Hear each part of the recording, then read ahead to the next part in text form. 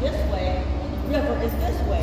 And he said there's an opening down there, and when there's a large influx of ships here, the water is coming into the overflow. This overflow water here, you guys, based on my skills with the ACLU and death penalty, we need a forensic DNA test done.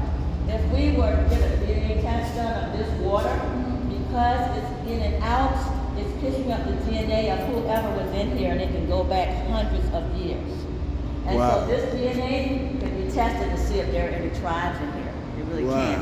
There are two tests. There's a wet test and a dry test, and you can actually test the walls as well to see if they're there. Anyway, here's the copy of the imagery of the truck that I was showing you on the other one, how the city paved over that, and then here's the drain. So even if they're concreting it over, you still see the evidence. You see that? What I'm looking for? This is the truck, like they would use this, like the dip I'll show you. They paved over this in 2018. These are leftover shackles. I don't know how old they are. They may be from a recent time, but we have some of those. And this 1943 concrete here is covering up the original red brick, but what it's doing is making the acoustics fantastic in here. So, quick question before we go to the last stop. Have you guys been to New Orleans in your lifetime? Yes. Oh, you guys got to go to New Orleans. Well, what are the top 3 things you like about New Orleans? The food. Food and the drinks, right? What's second? The architecture, the film. And what's the third one? Would it be the music? Music. The music? Well, listen, I think Savannah's downtown area, the waterway, I think the river is beautiful, but I think it's blurry. And so let me tell you what I do. Once a month, I do on the third Sunday, we call it Come Sunday. I bring my folk singers in here. They call it Salt Water Players. And we sing freedom songs, and we light up the river. So if you don't mind, as we see the holes where the shackles took them out. I'd like to sing a couple of the excerpts of the songs from the Underground Railroad. So all the holes in the wall where the shackles was attached. so welcome to record it. Ventilation. Slave dungeons. You ain't got the hole. Ghana. Let's see it. So I'm going to sing a few songs. Slave dungeons. An idea, if my phone would just allow me to turn it off. Do a Google phone here. So here's what I want you to know. There is work camp songs, and there's a work camp song from the early 1800s. It's done by the men that are in the fields. These men that are in the fields are singing these songs, not because they're happy, it's because when you're doing a rice irrigation line to grow rice, you have to sometimes go into the river and pull up these trees that sometimes are 100 years old. And as they do that, if you're not careful, you can get a hernia. So the head foreman has come up with a way to sing as a breathing methodology to prevent them from getting a hernia.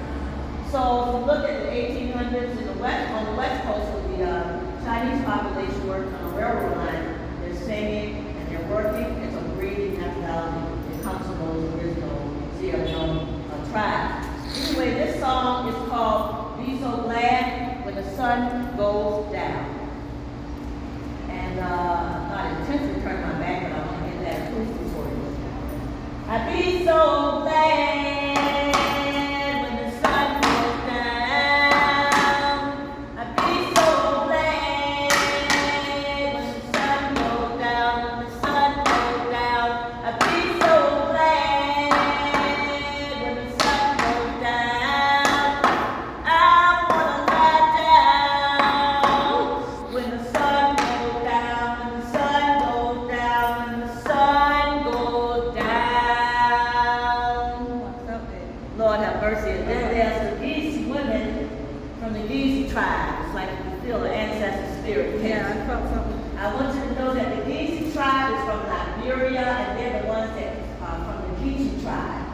They cannot speak the language of the woman next to them in there, but because music is a universal language, they came up with this famous song that we all know called Kumbaya, which means come by here. And maybe they prayed in here, and maybe they sang, and maybe they sounded like this. Kumbaya, Lord! Kumbaya! Kumbaya, Lord! Kumbaya!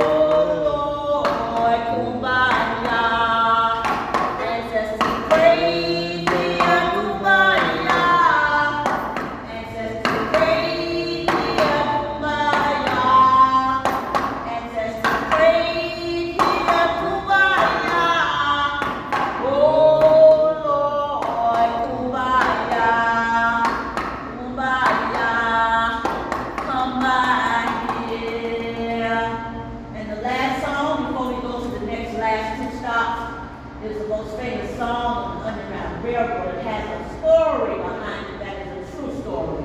You see the ones coming from the plantation, the blacksmiths, they are the most important to the master and the preachers because they were the only ones that were allowed to read, write, and count because they were doing master business. And so John is a blacksmith on McIntosh County plantation, about 3 plantations over, and he comes back and forth to the city, and he's a free man, but his wife and children are still slaves. And John says one morning as he's coming into the town to do some work here, he said, you know, I rise early at day clean. Day clean in the Gullah Geechee community means sunrise. It means God Almighty to give you another day to shine. She said, sometimes I come into town and on the way from the plantation, I see about 300 odds over there, because you know I'm a Gullah man, and I see about 300 odds over there in the cotton field. And then over here on the right side, I see about 200 odds. I come back, look like about 150 yards, and over here look like about 75, and I can tell there's some kind of train that's coming to the plantation, and it's just making the people disappear. Now, if I find out the truth, where it's going, I'm putting on board. Now, to hear me, they say that there's some type of general down there at Fort Pulaski, and they say he's freeing the slaves, they can just get down there on the raft, so we're making these rafts, and we're going to put it right down there by the river. When I come into town, I'm going to be leaving, and when I leave, I'm going to take my wife and churn, and we're going to go down that river. They say, John, you can't go. John said, why I can't go? Don't you remember, John, you got a wife and churn, you just had a newborn baby. John said, no. Yep, I heard about all of that, and I know it to be true, but I can tell there is a conductor on the railroad, and they say her name is Harriet, and they say she got some kind of teeth. Up to a baby to make the baby sleep for 3 days. So I'm getting ready to go on that train and we're leaving out of here. And when I do, I'm going to come into town and I'm going to send some type of sign.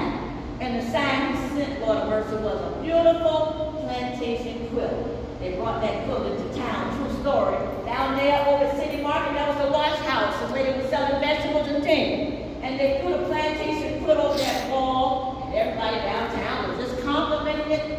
Even the missus from the big house down there, around the square, around Havisham Street, she came and said how beautiful it was. But what Mrs. A know, that wasn't no ordinary plantation quilt, nor such a chain. You see, in the center of all the pretty colors of this cotton scraps, the women from the plantation